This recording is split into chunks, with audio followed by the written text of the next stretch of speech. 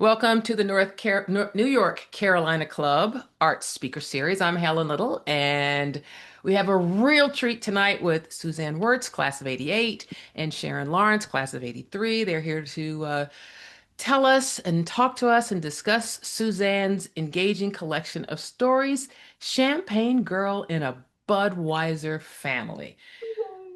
A six-time Emmy nominee and SAG Award winner, Sharon Lawrence is a journalism graduate of UNC with over 40 years of stage and screen experience. And currently, she's in a Paramount Plus show, Joe Pickett.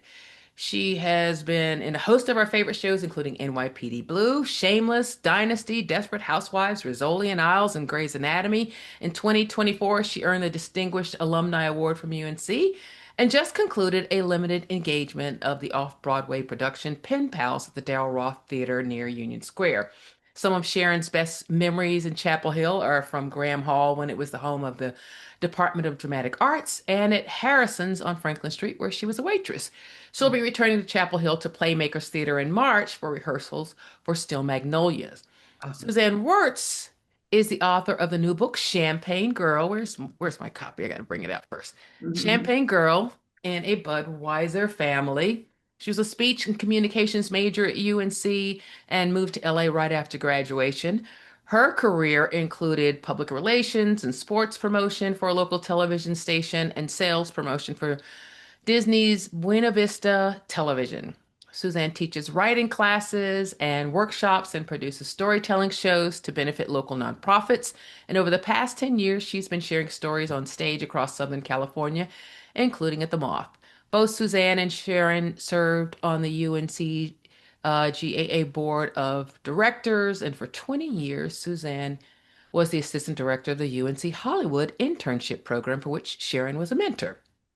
Suzanne's favorite Carolina memories include reading under the trees at the Arboretum and hanging as a regular at He's Not Here in Four Corners. Suzanne will also be in Chapel Hill in the fall for readings and signings. But for now, without further ado, fellow Tar Heels, it is my honor to welcome Sharon Lawrence and Susan Wertz. Suzanne Wertz. Hi, I'm glad to be here. Thanks so much for doing this. I really appreciate you introducing us, Helen. Thank you. Thank you. Hi, my friend Suzanne, Hi, my friend Sharon. and thank you all for joining us. It's great to see your faces. And I can tell you that if you haven't yet read Suzanne's book, you're going to enjoy it when you do. It really took me back, not just as a Tar Heel, but as a Southern woman, and I'm very grateful to have these touch points that the book brings up. And Suzanne and I discovered some of those touch points when she invited me to be part of um, a short story, first person storytelling series. And um, you want to speak a little bit more about how you got into writing this kind Yeah, of form? yeah, that's a great point. Yeah, and Sharon was part of a sassy Southern stories show that we hosted at the Ebell Women's Club last summer or last May. And she told a fantastic story about growing up in North Carolina. And I started telling stories on stage probably about 10 years ago. And every single story in this book was told on stage, and that's part of why the pieces are pretty short. They're about 7 minutes a piece because that's the time limit that you get. With the Moth, you get 5 minutes, and so you really have to condense the stories, and that's kind of fun. But over time, I think I've told probably more than 150 stories on stage, and I had to create a container then. Like, how do you decide which stories get shared in a book? And when I came up with the idea that it would be my childhood basically until I came out here. And I moved to California when I was 22. So the stories go from when I was 6 until I was 22. And when I created that framework for the book, I had probably about 45 stories then, and I just knew that then I had a goal then to find the other tales that needed to be told in more in my later years because I had so many pieces from my childhood. So yeah. Mhm. When I started reading this book, of course, we're about the same age. I think I'm 5 years older than you are, Yeah, yeah. but we are contemporaries in terms of culture, and not just because of the years where we were young people, kids and teens, and then college students and adults, to be able to recognize an insightful perspective and Hmm. moving from small or coming from uh, our parents' roots, which of course inform everything that every all of us that are on this Zoom call. We all understand that, we're of an age where we can really look back and see that and feel it. Hmm. And I I think that something that I've noticed based on not just the book, but on Suzanne's invitation to think about childhood is how remarkable the period of time is that we were young and what's happened since then, how culture has changed, particularly for women. And there are a lot of reasons for that. Hmm. One of the touch points that I thought was really compelling in this story is how young women look at sex and identify their gender, but also how the world looks at them as young women and how we learn about that. The play that I just did in New York also touched on that, although it was a different era, but it's always a shift. And Suzanne, would you like to read an excerpt from one of your pieces that either deals with that particular topic, or do you want to start with? I actually think that T-shirts does Yeah, cover it in a way. yeah, it If you kind of want to start does. with that, And I'd be happy to. That would be fun. That's a great way to great. start. Okay. So this is the story T-shirt. It's chapter 25. And yeah, I'll just kick right into it. We make statements about who we are and where we've been through the T-shirts we wear. I currently have a drawer full declaring me a proud PTA mom who loves national parks, 5Ks for good causes, Democratic candidates, Fleetwood Mac, Elvis Costello, Hogwarts, and the North Carolina Tar Heels. I've stayed away from poor attempts at comedy with shirts that say, "It was me, I let the dogs out," or "Straight out of Burbank." My parents taught me to avoid the stupid tea, though it was a lesson they never realized they'd given me. In the spring of ninth grade, just before I turned 15, I realized that my wardrobe was lacking. Well, I'd known for years that it lacked the styles that I coveted in the dog-eared pages of fashion magazines or the members-only jacket that would attract the likes of A.C. Musselman, the hunk sitting across from me in social studies class. He looked a lot like my Tiger Beat dreamboat Scott Baio, who smiled at me every morning from the poster above my bed. But that April, I realized that everyone, everywhere, who was anyone my age, had t-shirts with rock bands, cartoon characters, or sayings on them, and I didn't have a single one, save for my junior high PE shirt featuring the East Carry Imp. Desperate to be one of the cool kids, or at least dress like them, I told my mom about that empty space in my drawer, and perhaps because she knew this was an inexpensive way to appease my incessant but unanswered requests for the latest fashion trends, she agreed that we would go shopping for a t-shirt soon. What I longed for were a few Burt Surf Shop shirts in bold colors, like so many of the popular kids wore over their honeycombed thermal underwear shirts. But I knew there was no way I could get my mother to drive the 3 hours to Atlantic Beach. I also knew she would never agree to spend money to help someone else promote their business. They should be paying us for wearing their names on our bodies, not the other way around, she lectured. A few days after my t-shirt request, my mom, little sisters, and I walked into Kmart, the antithesis of the trendy surf shop of my dreams, but still, I had hope. Mom hoisted my 5-year-old sister into the shopping cart and told me to take the baby in the stroller to check out the t-shirts while she collected the other items on her list. I often enjoyed pretending I was a young mother when I frequently found myself in charge of my youngest sister's stroller in public places. I saw the questioning glances from passers-by, perhaps filled with sympathy or likely disdain at my youthful maternity. So naturally, I played it up, saying the kind of things a mother might say to her baby, like, "Aren't you my sweet little girl?" And "Do you need mommy to change your diaper?" That one I actually meant for my mother. I had no interest in changing my sister's diapers. I particularly relished when, at the mall on several occasions, my mother would walk up to me while a stranger was complimenting my sister's beautiful blue eyes and would look at my mom and say, "You must be such a proud grandmother." I loved hearing mom fumble over explanations, appalled at the concept that anyone would even think that I might have had sex. And for someone to actually consider that she might be old enough to be a grandmother, mom was 36. But it served her right for having me when she was only 21.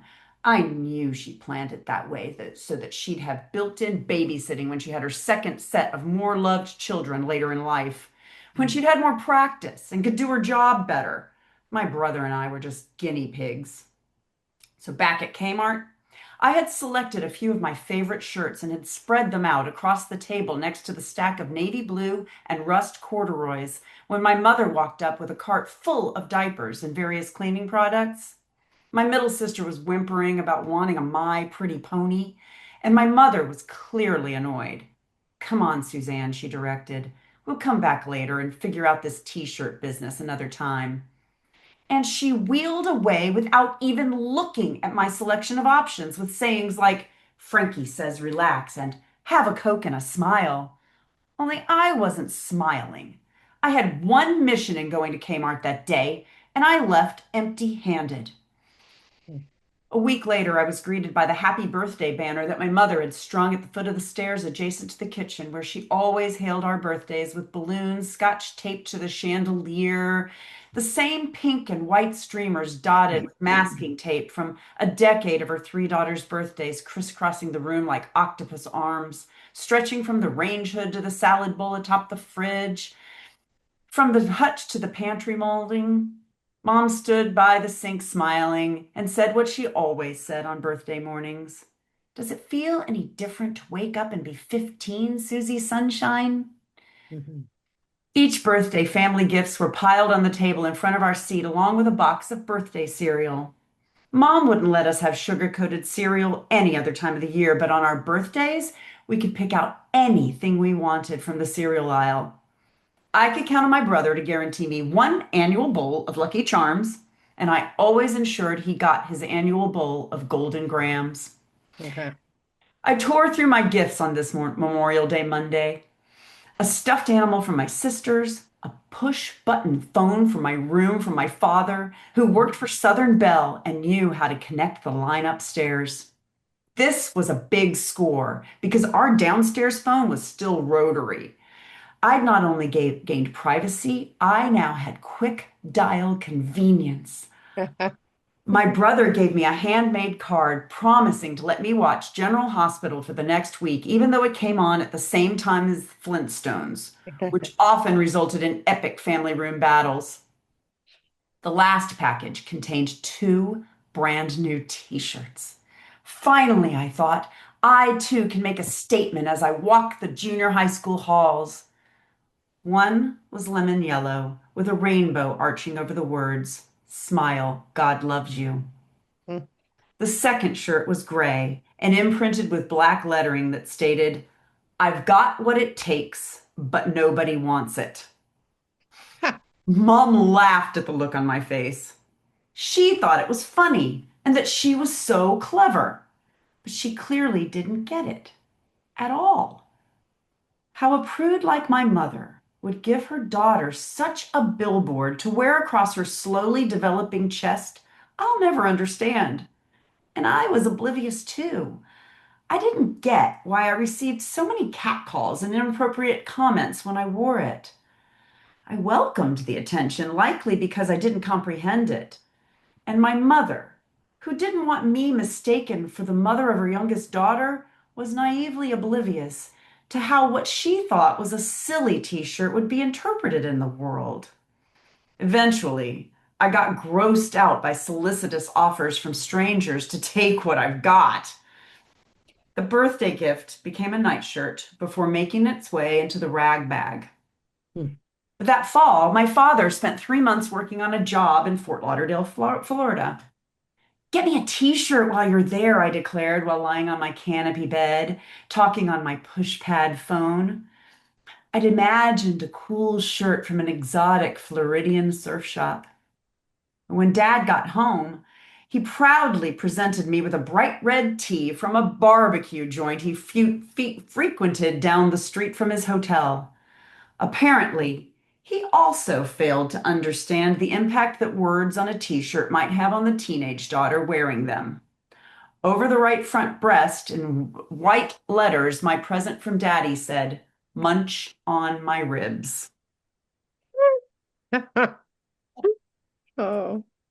So I can see from everyone's face and expression, not only did you understand the references and identify, but you will recognize why a reviewer says that regarding this book, Judy Blume meets David Sedaris in this Oh. charming collection of stories filled with laugh out loud moments in a tender look at growing up in the 70s and the 80s and the searching for identity, for belonging, and a little sparkle in a beer soaked world. Yeah. And I can tell you that's a very, um, I think, apt review of what Suzanne's perspective is. And as we were talking about this, I found it compelling that you were inspired by another North Carolinian in this pursuit. And I don't know whether you've actually said that on this call, or maybe I know you had spoken about David Sedaris to Yeah. me. hmm Yeah, And yeah. And what's funny, I remember reading one of his books, and his grandparents were at Capitol Towers, in North Hills area, and my grandparents were there at the same time. He's older than me, but I'm quite sure we were in the same elevator. I just know it. I'm sure Amy Sedaris and I were making eyes at each other, I'm sure.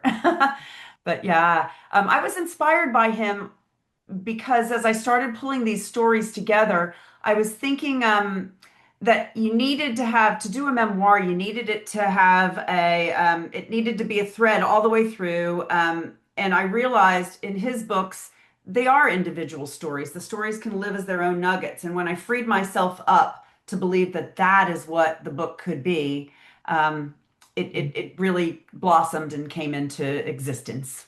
Yeah. Mhm.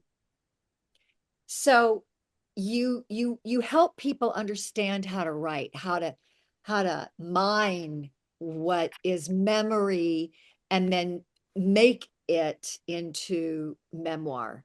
Mm. And I'm curious what was there a particular instructor that helped you learn this, or did it come naturally to you? You are a naturally great communicator, but that's, not always the case that somebody can put it into words on a page. And Mm-hmm. by the way, it reads so well on the page. I mean, I just want you all to know that you're advantage of having the author read it to you. But believe me, when you're absorbing it on your own, it's so satisfying. Oh, thanks for saying that.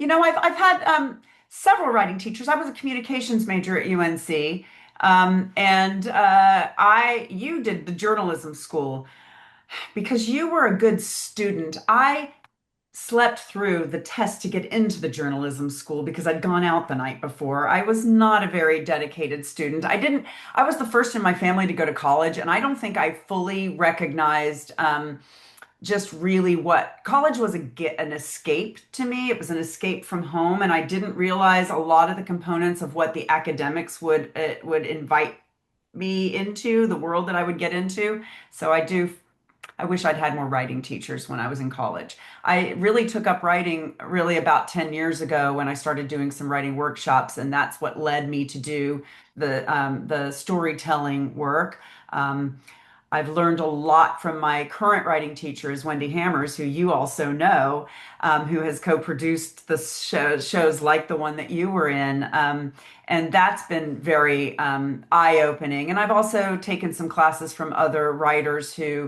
um, who do write for the spoken word, which is a very different skill. It's very, very different style of writing than your typical novelist, right? Because you are writing so that you can help people have a vivid description while you're standing on stage. So that is a different skill. Yeah. We were talking earlier, I don't think everybody was on the call at the beginning, but we were discussing places at Carolina that we all felt so attracted to and attached to. And one of the ones that I brought up was one that I do have a t-shirt for. And T-shirt. I'll show you all now, because I think it looks like maybe the age range, except maybe for you, Dana, might remember this place. Oh, yeah. Harrison's, You yeah. recognize Harrison's? Yeah. Mhm. Harrison's was a wonderful restaurant. It was in the bottom of a storefront, like a subterranean, like Rathskeller, actually. Mhm. As I told Helen, I learned a lot about life in that restaurant. I sure did. And then I'm gonna show my other t-shirt that when I was seeking out this one from Harrison's, it popped out of the closet too. Do you all remember when this would happen? Oh, yes. I Yes. loved it. Apple Chill and Festival. Uh-huh. Yeah. It's one of the great advantages of going to a school in a really comfortable climate is there's so much great outdoor activity that we would do and gather outdoors and enjoy, what a beautiful place like Mhm. Carolina. And they're about to get snow. I lived in Morrison Dorm and we rode down the hill from Morrison Dorm on trays from the cafeteria because we didn't have sleds, but we loved when we got the snow, although not quite a few people broke bones on those hills, but we were close to the health care center there. So yeah. Well, then speaking of snow, we're going to travel up north to New York, Mm, where Suzanne's mother actually grew up. mm, She was uh, a she was an immigrant to North Carolina from New York. And Suzanne, another connection that Suzanne and I have is her father grew up in the same hometown that my mother grew up in, Elizabethton, Tennessee, which is right. in the Smoky Mountains. Right. And And I lived my dad's principal was your grandfather, his was high my school grandfather. principal. And I even told my cousin that Suzanne's dad knew Gampy, and that means a lot to Yeah. us because he was such Yeah. a beloved man. And the fact that Yeah. there's somebody here in LA who can say Earl Sams's name, Right. my beloved grandfather's name, Absolutely. really means a lot.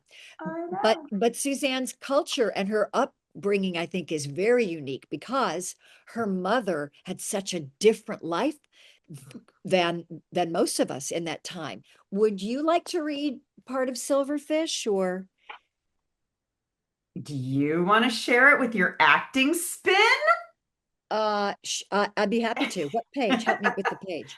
Yeah, I got to find it for you too. It is interesting though. My mom got married I can find it straight while you out of talk. yeah. My mom got married right out of nursing school, and that was another thing that Sharon and I were talking about the other day.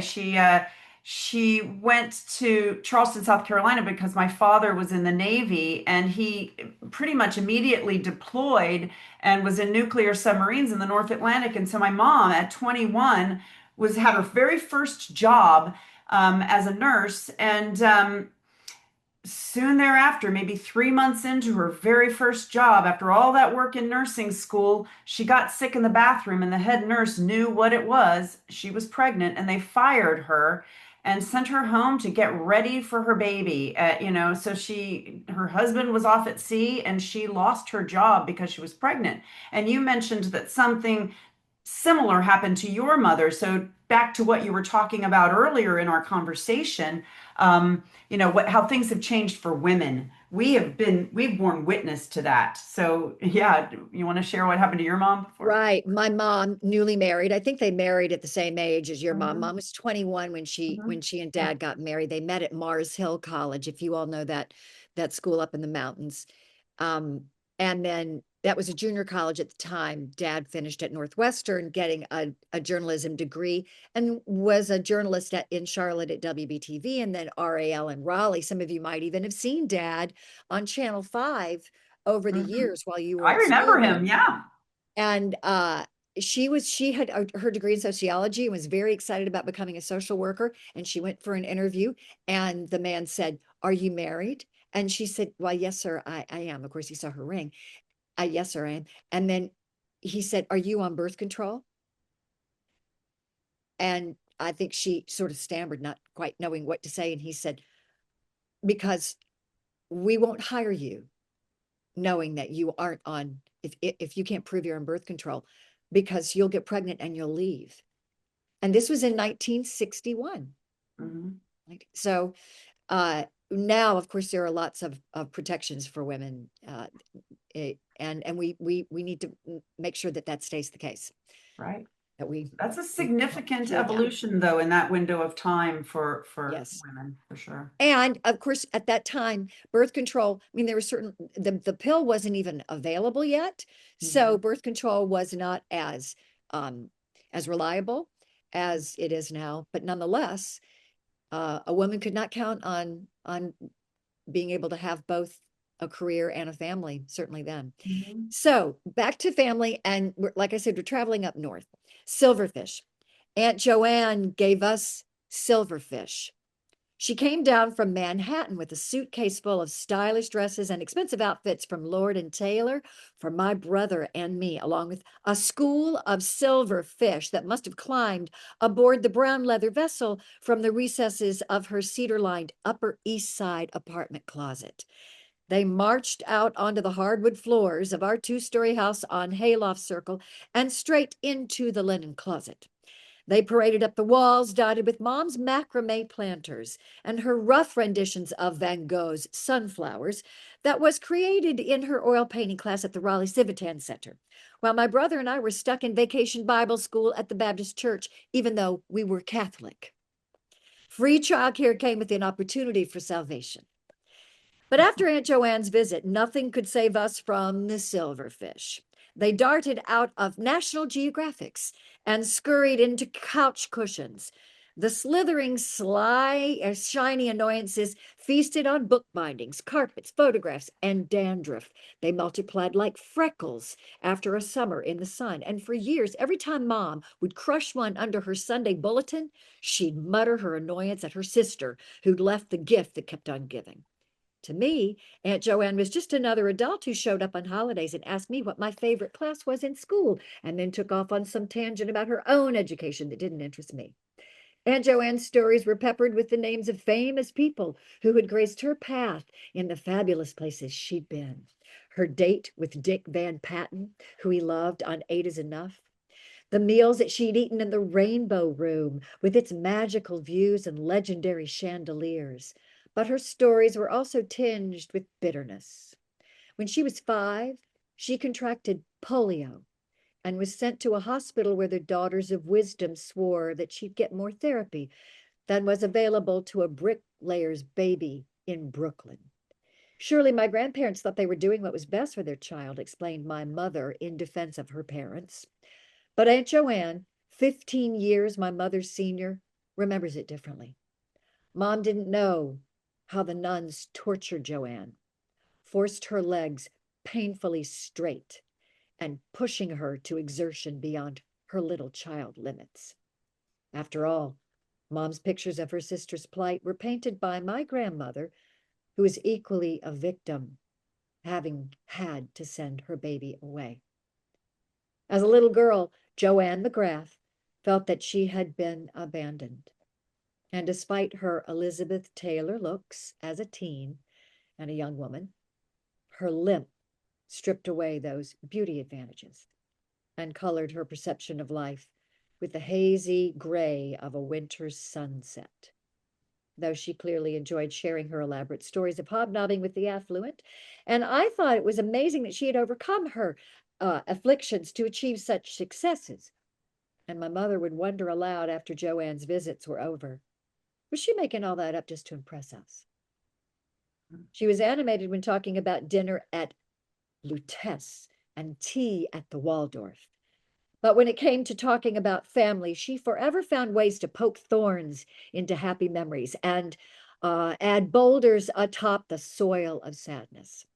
She patently resented the easier life of her younger sister, polio free, with parents solely on their once older siblings had left to make lives for themselves in other New York boroughs. Joanne severed ties with my mother after their parents died. I'd heard she moved to California a decade later. And when I too landed on the West Coast, I decided to look her up. Surely no relationship is beyond salvage. Young and optimistic, I was. I found her in Pasadena, relatively close to my apartment in Hollywood. She walked with a cane and told me in no uncertain terms that mentioning my mother was off limits. But what else connected us? Sitting in the rusty Pelican adjacent to the 134 freeway, I bristled at the admonition, but was determined to make some kind of connection. After all, she was my godmother, although now she professed to be an atheist. I encouraged her to share her stories of relatives that I'd never met and the family history I'd only a vague knowledge of. I learned that great-grandpa Flynn's home was sold to pay back taxes to a horrible woman named Tootsie Zorilla, who covered the once stately house in asbestos shingles and enclosed the wraparound front porch. And my great-grandma's Flynn's pride and joy with bricks and stucco.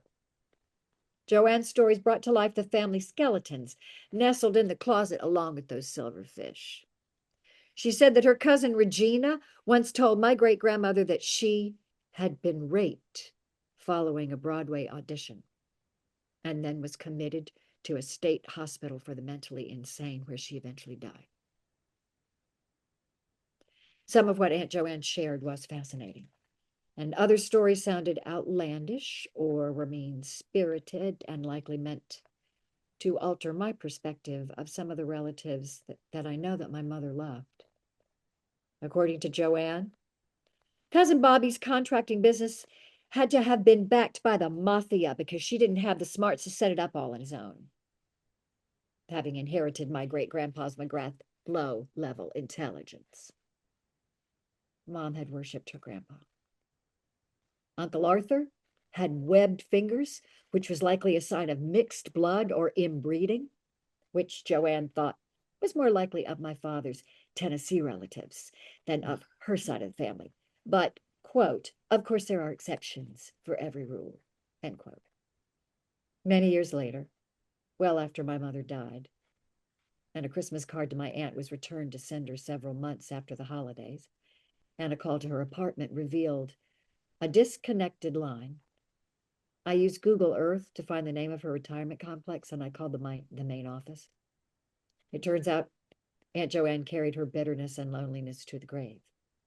She had died several months earlier, leaving instructions not to contact her next of kin and to give all of her belongings to charity. I looked at her last correspondence, which was just days before her body was found.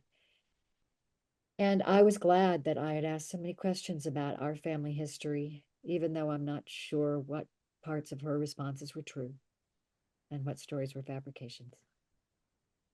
Little shimmering, shiny annoyances left lingering in my memory like silverfish.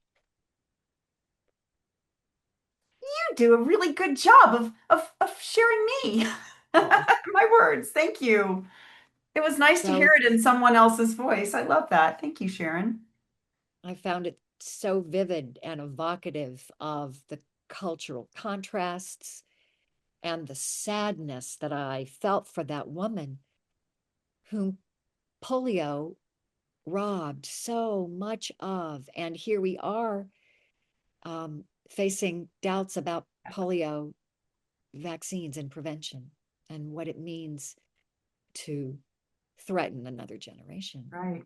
with It's very something. interesting, some of the juxtapositions, right? You know, women have come quite a ways, and we're on the precipice of perhaps going back on so many of the successes that we've made and the advancements that we've made culturally, right?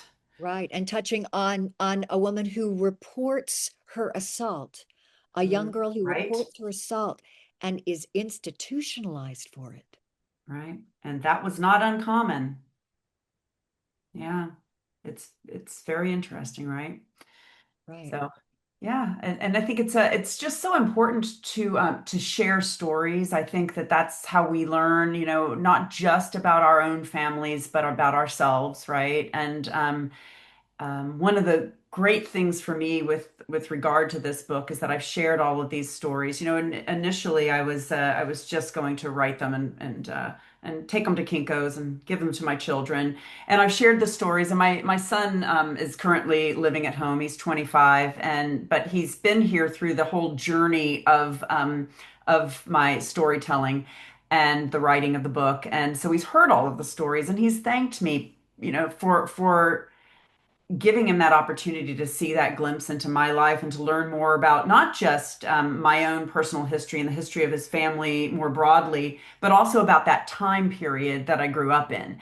And I think that a lot of the younger people that I've talked to while sharing the book at various bookstores around Southern California, they long for the nostalgia of that time and really, really wish that they grew up in a time where they weren't tethered to a cell phone, where they were more free to just, play and roam. And I know you and I spoke about how, we'd head out the door in the morning in the summer, and our parents wouldn't see us again until dinner time, and they didn't know where we were. They didn't even ask where we were. They just knew we were with the other kids in the neighborhood, and that was okay. And that is not very common anymore.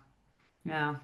No, no. Also something that uh we are nodding at understanding these references, and I think young people now, they are all glued to the Flintstones or I Dream of Jeannie or Mm, the Brady Bunch. And hmm. I was just doing a play in New York with Maureen McCormick, who played Right. Marcia Brady, and we would greet cast members afterwards. And it was so interesting to see the emotional impact that that Mhm. show had on, our contemporaries, my Right. age, and how Maureen's grace was so apparent in the way she understood that these people are very attached to her because she was their sister.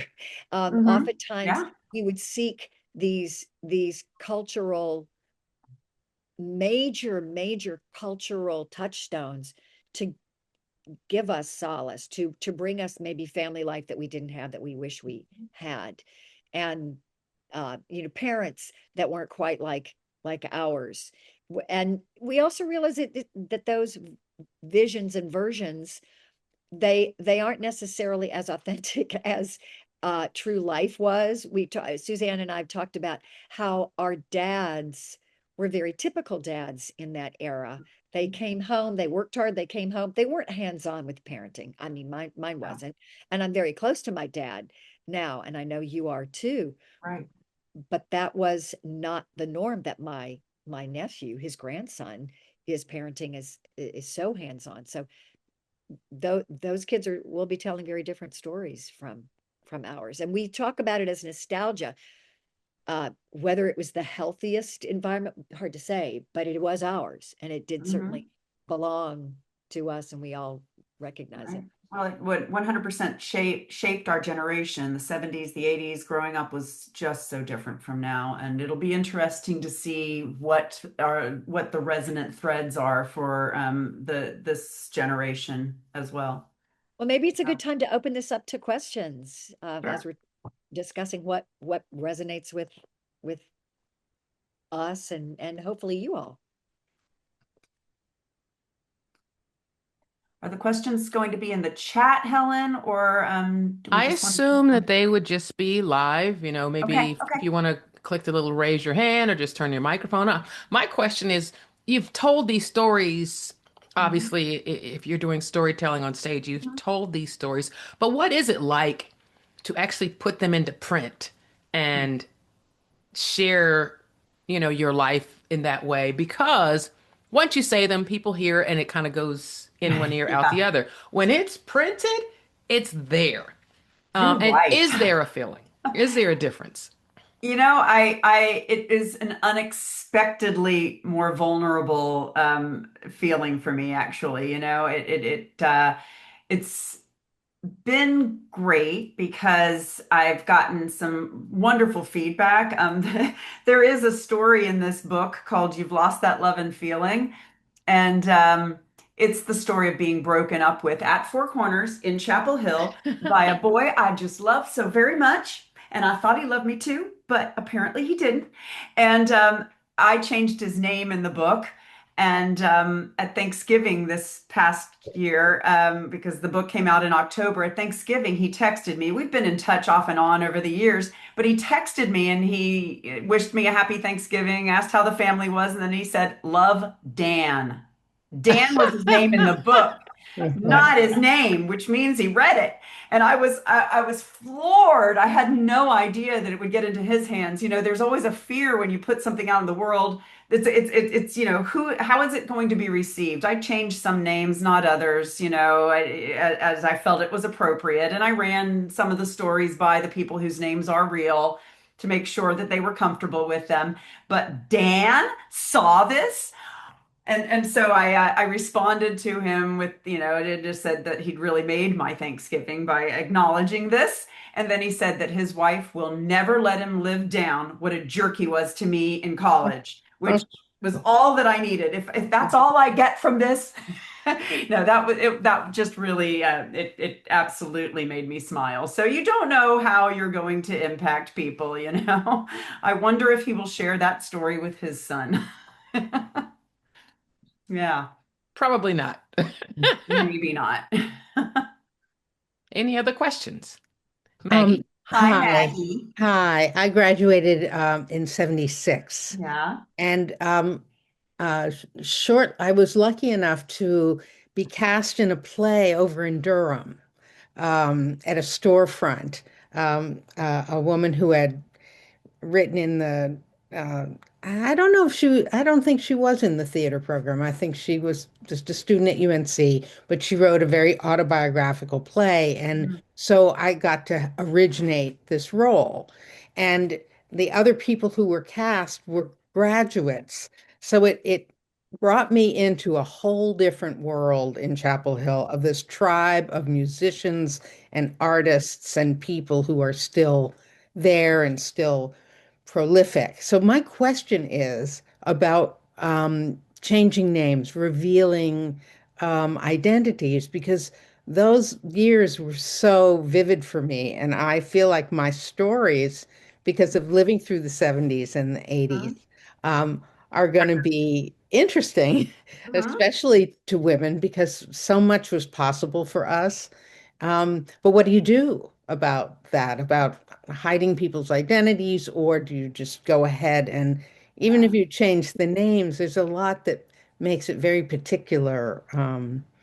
So Yeah. did I you mean, I guess it avoid those depends. stories, I guess, or, you I know, think it depends on what kind of story it is, right? I mean, I think that, and I have a disclaimer at the beginning of my book that uh-huh. acknowledges that, some of the things may be misremembered and that any names that are real are meant to be tributes to the people, and if there That's a was good any idea. fear that there was offense or, I did send stories to people or I changed the names and tried to change some of the identifying characteristics.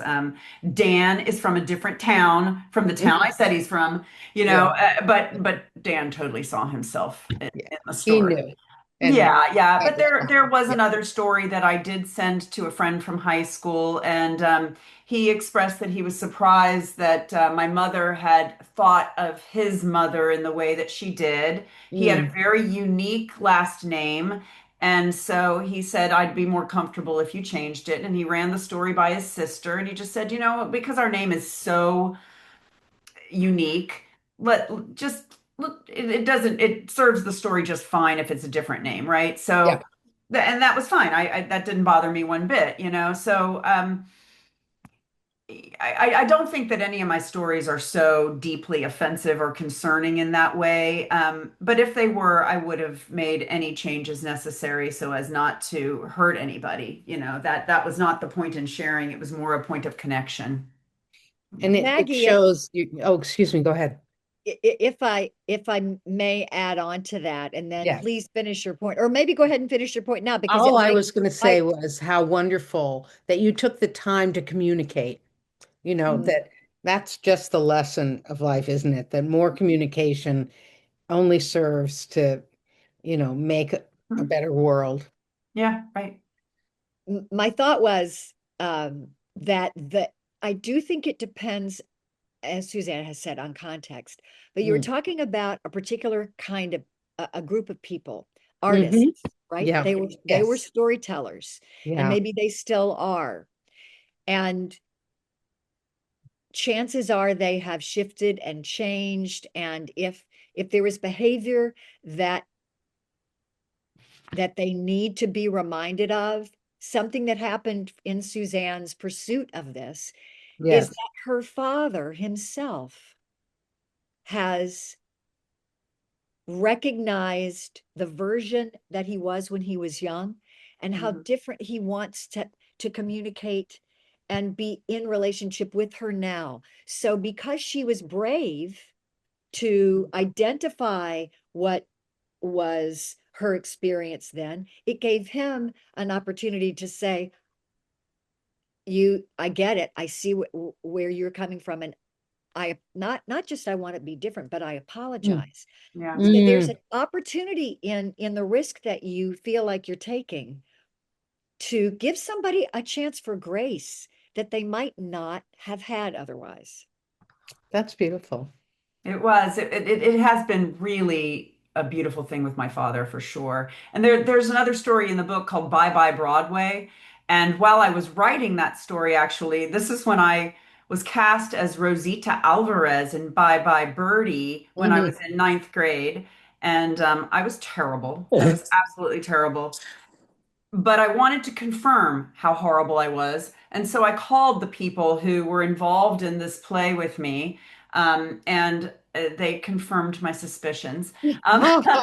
But it also gave me an opportunity because I was madly, passionately, deeply in love from seventh grade through ninth grade with the lead, well, with Albert in the play. And he confessed in our communication while I was writing that story that he had a crush on me too. Oh. And my first kiss was on stage with Albert, and I didn't realize that there was actually feelings there. It was so Mm. beautiful, but it was a fun little look back at what who we were back then and who we are now. And had I not been sitting down trying to put that piece together, I would never have reached out to him, and it was just very sweet. Yeah. That's great. Anybody else Yeah, have a thought or a question? yeah, Yes, Claire. Suzanne, Yeah, hi how Alan. did, yeah, hi. How did you come up with the title for the collection? Brilliant question. Brilliant question. That was something that my mother called me when I was a kid. She called me the Champagne Girl in the Budweiser Family. And that line was already in one of the stories in the book. And I had a different title as I was compiling the pieces, and I just wasn't drawn to the title. It just really didn't click for me. And so this past April in 2025, my daughter got married in Oahu, and the wedding was very lovely. It was my daughter and her now husband definitely spent more than the money that we allocated for their fete. And during the rehearsal dinner, my husband leaned over to me and he says, "Have we raised a champagne girl in a Budweiser family?" And I said, "Oh no, honey, no. She's a champagne girl in a Heineken family. We have upped this a lot." But it was that moment that he said that it just clicked for me. Oh my goodness, that is the title for the book because that just really Mm. truly explains who I was as a little girl, always looking for something shinier and more sparkly in my life than what I felt I had in my little house on the cul-de-sac in Raleigh, Mm. and it also explains, or it also describes the chase and the thing that sent me away, yeah, it felt like the perfect fit. And from that moment, as soon as I got that, like, she was married in April, and by May the book was it was in process, and Wow. it came out in October. So yeah, Thank you. good question, Alan. Thank you. Claire, you had a Claire, I saw question? your hand up. Hey, Suzanne, congratulations, Hey, first Claire of all. Berger. I just want to say, as a memoir writer, what have you learned about yourself after not just writing, but reading your work? That's a good question, Claire. Claire has a wonderful book out as well. How Much is Enough? Check it out. It will be very engaging for you. It's a wonderful book. And let's see, what have I learned? I